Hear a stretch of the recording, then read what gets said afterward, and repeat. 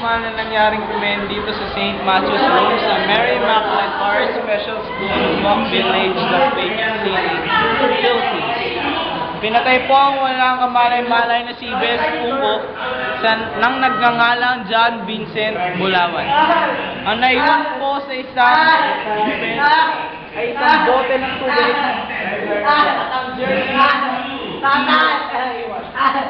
Kuya, ano bang sabi niya sa walang kamalay-malay na yung mga?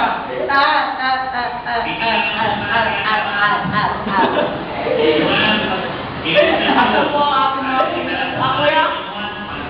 Police po. Kaya, ano mong, nasa na po ang killer at nakita niyo na po ba? Ako yung witness. Nakita ko paano pinatay na killer.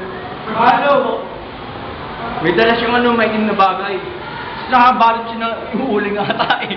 Naiuling siya. Maitim siya eh. Tapos siya, nakaitim din siya. Ayun, tropa na.